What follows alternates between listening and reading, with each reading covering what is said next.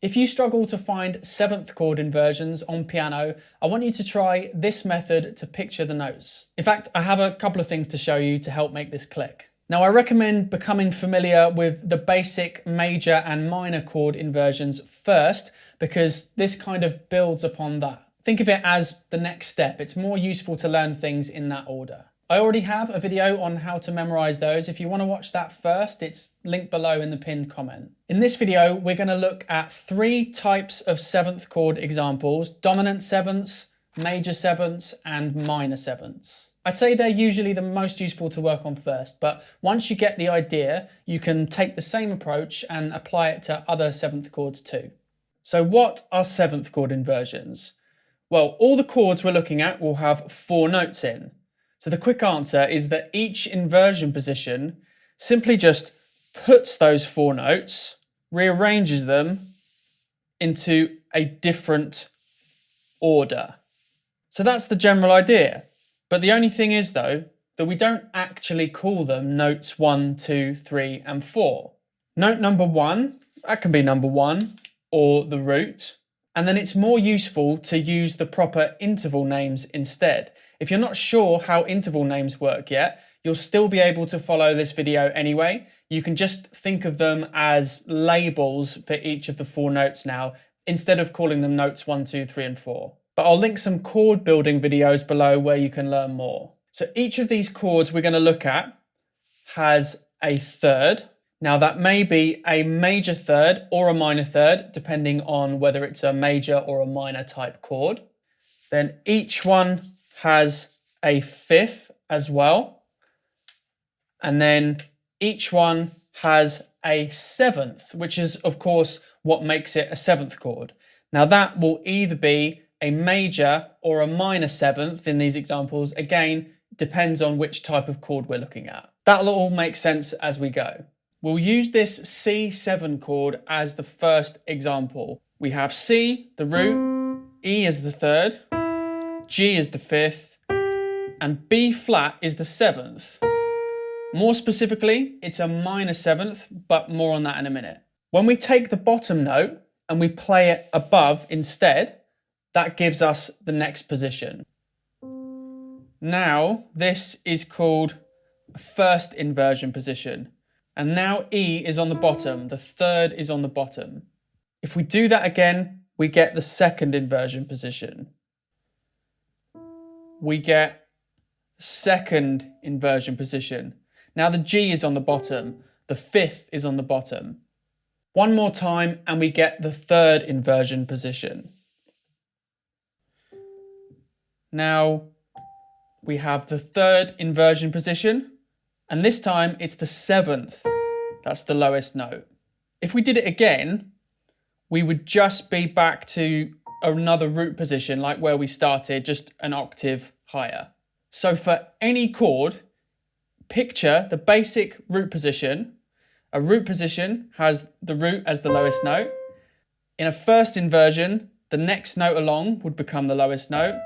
In a second inversion, the note after that would become the lowest note. And in a third inversion, the note after that would become the lowest note. Root position, first inversion, second inversion, third inversion.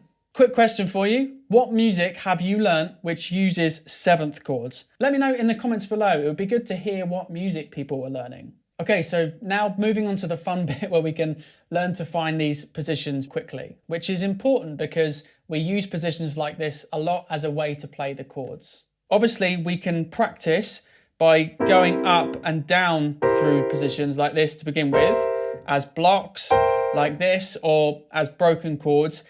And you should still do those exercises as well.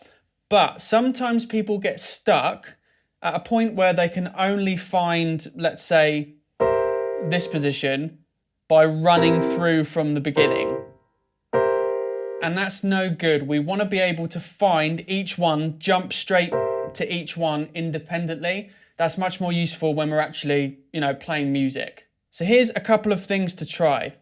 Remember I said that it's best to learn the more basic chord inversions first. So before learning the inversions of a C7, you should learn the inversions of a regular C major chord, because That's the underlying triad that we're adding a note to.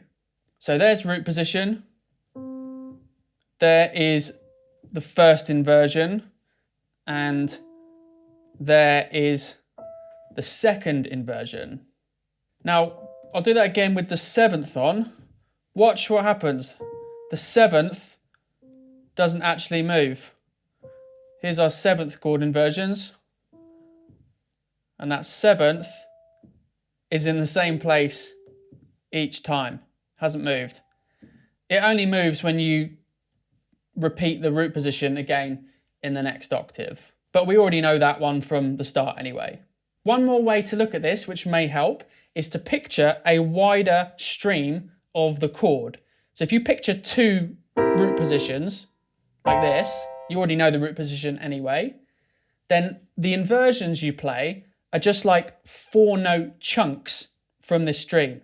Got the root position, first inversion, second inversion, third inversion, and back to root position. Keep that wider view on the piano. That's always a useful thing to do, especially in the future when there'll be other ways of playing chords. You might have the notes spread out differently, perhaps like this. If you can easily see a stream of the notes in the chord, it kind of becomes easier to pick and choose how you want to play it. So here's one of the main things I want to explain in the video. We need to be able to find that 7th easily in every position. So the simplest way to do that is by using the root note of the chord as a reference point. This B flat is the 7th we've added on to the C major chord.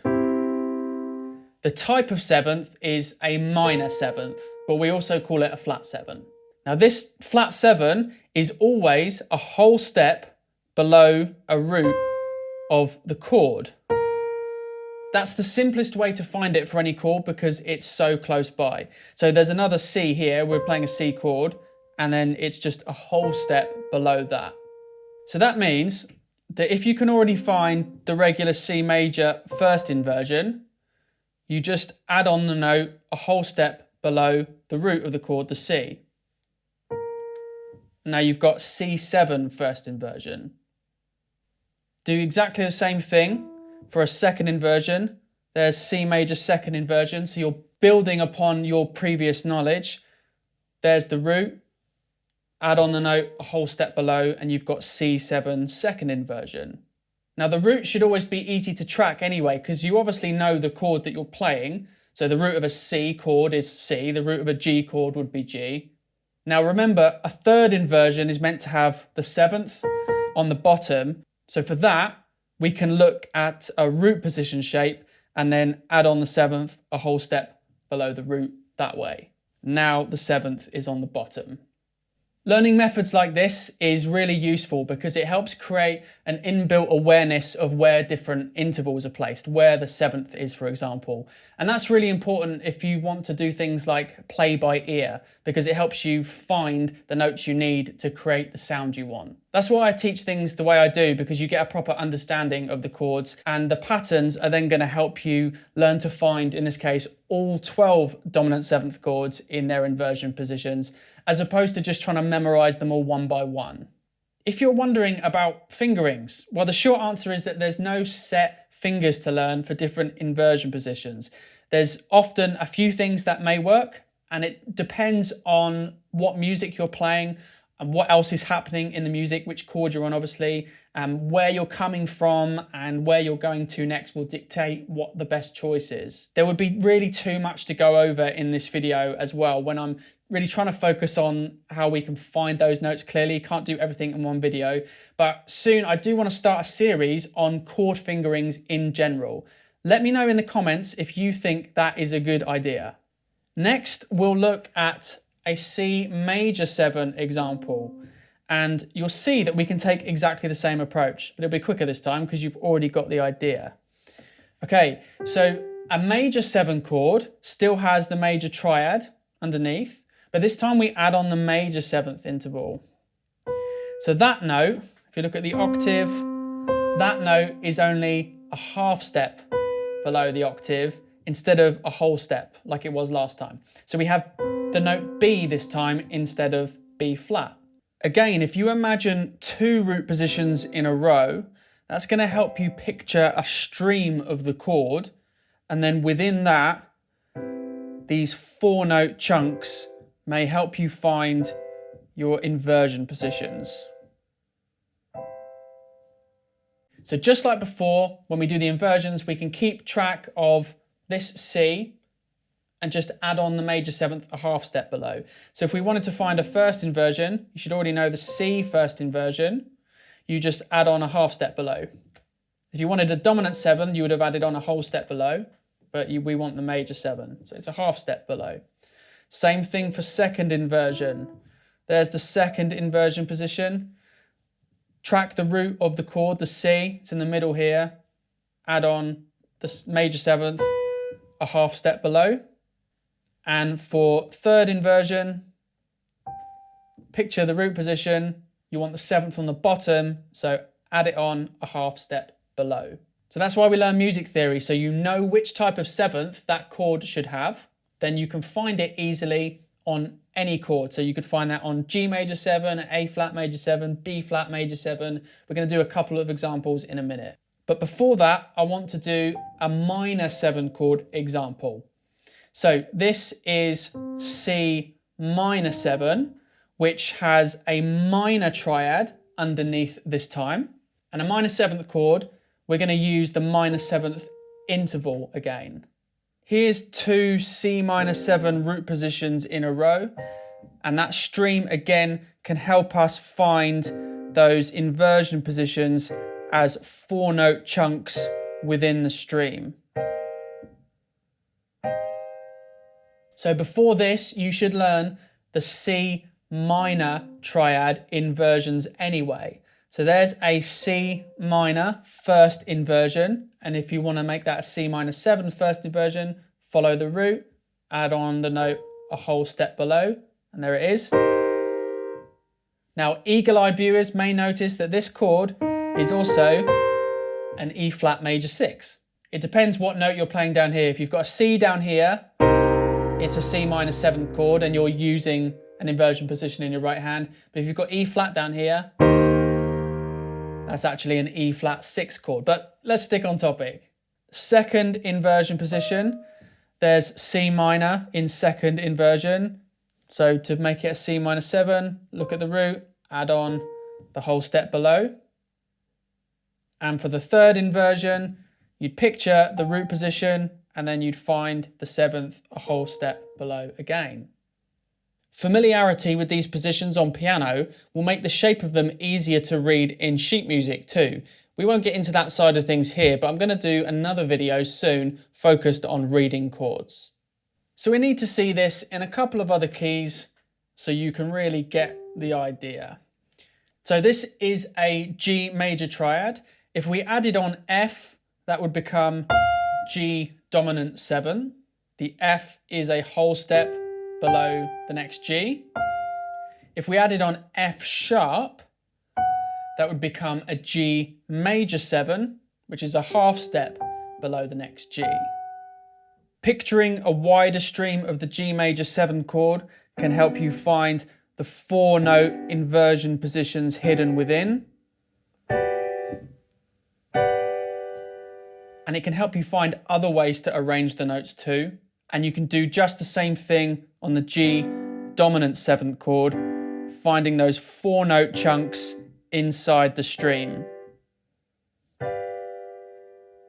So as long as we know our G major first inversions first, we can find a G7, adding on the note a whole step below the G, or a G major 7 in first inversion, adding on the note a half step below. If you want to have a longer look, pause the video. A second inversion position, exactly the same as before. Dominant 7, play the note a whole step below the G. For a major 7, play the note, the major 7th interval, a half step below the G. And for the third inversion, the 7th needs to be on the bottom. So you look at the root position and you add on either a whole step below for a dominant 7th chord or a half step below for a major 7th chord. If this was a G minor 7, exactly the same process with a G minor triad. So you can do this for any 7th chord as long as you work out what you need for that chord. Whether that chord has a major triad, minor triad, might be a diminished triad. So as long as you learn the triad first, which you should do anyway, learn which 7th you need, and then you can use exactly the same method. So a minor 7th chord, remember, has the minor 7th interval again, a whole step below. Picturing 2 G minor 7 root positions in a row can help us find all the inversion shapes inside of that. So if we know our G minor first inversion, we can find G minor 7 first inversion by adding on the minor 7th interval a whole step below the G. For a second inversion, use the G minor second inversion position, add on a whole step below the G again. Just like before, for the third inversion, the 7th interval is, once more, a whole step below the G. Let's do B flat major as well. Remember, it's always going to look slightly different depending on what chord you're using, because we have different mixtures of black and white keys on the piano. So there's a B flat major triad. If we wanted that to become B flat dominant 7, we'd add on the minor 7th interval a whole step below the octave. Or if it was B flat major 7th, we'd add on the major 7th interval a half step below the octave. These two B flat 7 root positions can help us picture the inversion positions inside that stream of notes from the chord. And here's how that looks with B flat major 7. 2 root positions in a row gives you a stream which can help us find the inversion positions for that chord within. So for the inversions, it's B flat major in first inversions. Learn the inversions first. Learn the triad inversions first. Dominant 7th, a whole step below the root of the chord. The root of the chord is on top, so we add on that note. Then for a major 7th, we would add this one on instead. Remember, if we just removed the bottom note and put it on top, we'd arrive at exactly the same place, but we just want to be able to find it instantly. For second inversion, exactly the same. Look at your B flat major in second inversion. Know where the root is. You know it's a B flat chord, so you know that's the root. Whole step below that for a dominant. Half step below that for a major 7. For third inversion, you're going to picture the root position and you add on either whole step below for the dominant 7th chord or a half step below for the major 7th chord. And lastly then we'll do B flat minor 7. So for this you picture your B flat minor triad, learn those inversions. We need the minor 7th interval for this chord, so again, a whole step below the octave. And just the same, we can use 2 B flat minor root positions to help us visualize the other inversion positions inside that stream of notes. Picture your first inversion of the chord, whole step below the root of the chord, which is up here now. So there's B flat minor 7 in first inversion. So for second inversion, picture B flat minor in second inversion, and then you can also picture the root. Remember, you have to picture all these notes in one go before actually playing them. And for third inversion, picture the root position and then play the note a whole step below. B flat minor 7 in third inversion. I hope that was helpful. Please give it a thumbs up if it was. You might want to check out this video next on finding pentatonic scales. And if you have any questions, please let me know below in the comments. Thanks for watching.